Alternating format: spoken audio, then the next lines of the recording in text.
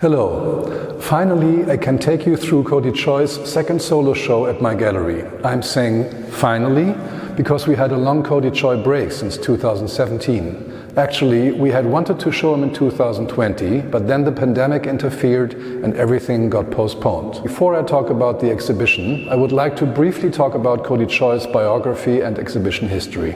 Cody Choi was born in 1961 and he comes from South Korea, where he now lives again. When he was about 20 years old, he and his family emigrated to the United States due to political changes that made life impossible for them in Korea.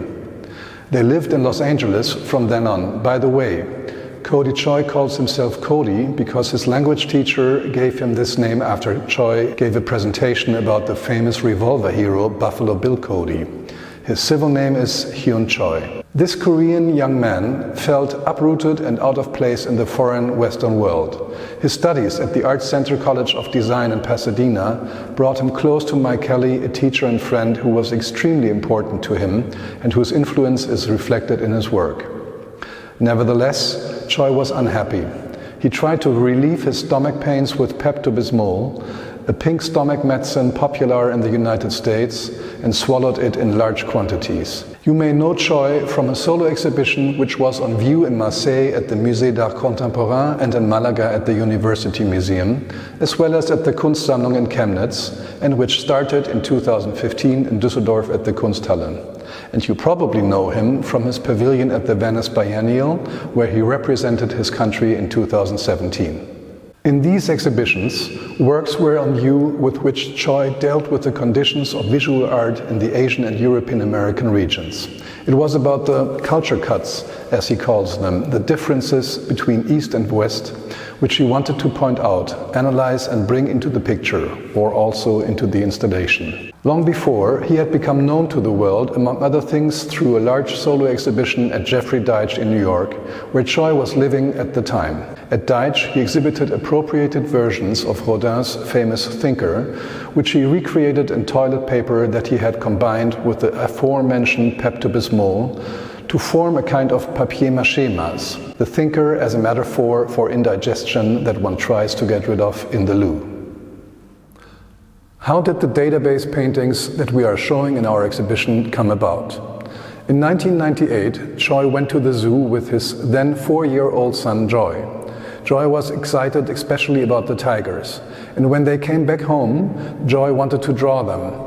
Unlike what one might think and hope, he didn't do this with pen and paper, but rather he picked up his kid computer and colored with the then very primitive IBM program Crayola Magic 3D coloring book, which worked somewhat like a coloring book. For his father Cody, who's not only a visual artist but also deals with digitality on a theoretical level and had done so early on, this was an initial spark insofar as he realized that creativity would change decisively in the digital age and that digital ways would probably even replace human imagination. He exported, or as he likes to say, stole the data with the digital animal drawings from his son's computer and developed algorithms that changed the original data in a chain reaction, not dissimilar to the blockchain chains of today's Bitcoins and Ethereums. The enlarged and divided data of his son's computer drawings were subjected to intelligent layering with the help of the algorithms. The algorithms, sometimes one, sometimes two, sometimes several, layered the data of the images from 400 to thousands of times so that new images based on each other were continuously and automatically created. For his current database paintings, which we show here, Choi selected the data he had manipulated and printed the digital images as very color-intensive UV prints on canvases. If you look more closely at the images, you can see spots that can be interpreted as errors and that can't really be understood, but they can also be read as painterly traces even if they are printed, as if there had been some bugs that disturbed the uniformity of the algorithmic function. Moreover, the various algorithms employed allow for quite different manipulations and alterations. Thus, on the one hand, the tile-like depictions of the cat and, on the other hand, the cloudy zones are created. Worlds also emerge that cannot really be understood coherently, but nevertheless lead to very convincing compositions in the end. A final step in the process is the addition of acrylic paint by hand on the printed canvas with a brush or roller. They are only relatively small areas and spots, but they stand out because of the brush stroke or dripping paint and even greater color intensity.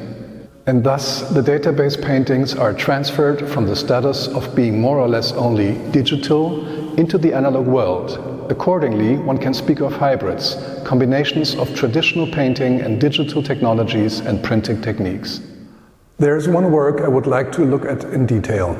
I'm standing in front of the work database painting Animal Totem number F3. Individual pixels form outlines of a cat in front of a spherical background of different colors that, for the most part, blend smoothly into each other. In some places, however, you can see hard edges or elements that appear to be fading.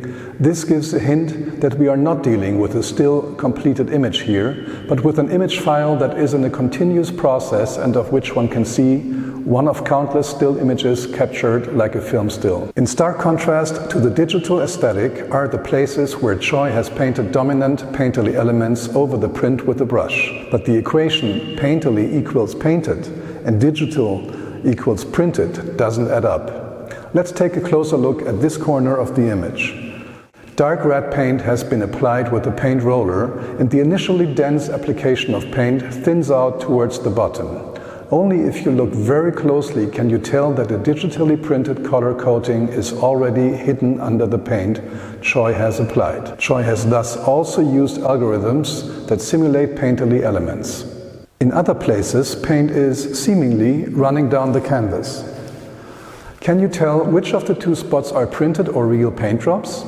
For that you would have to be standing right in front of the painting. Observing light reflections on the canvas and the slight emergence of the paint layer offer the answer to this question.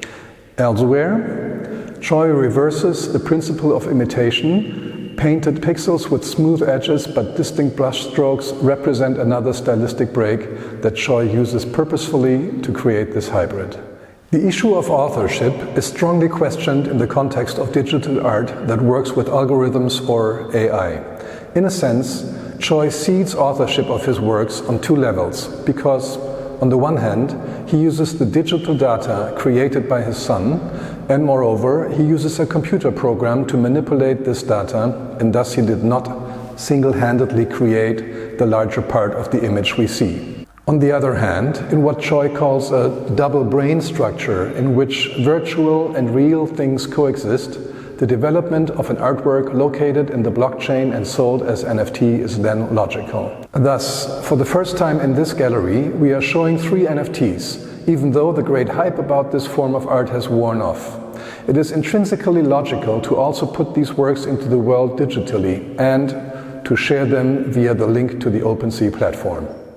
You can see the NFTs on the platform in their original state. A link to this can be found in our bio. The paintings from the exhibition, however, can, as always, only be properly experienced in real life. The exhibition runs until October 28, and I cordially invite you to visit us. With that, I come to a close. See you soon here in the gallery or also at the upcoming fairs. Thank you and goodbye.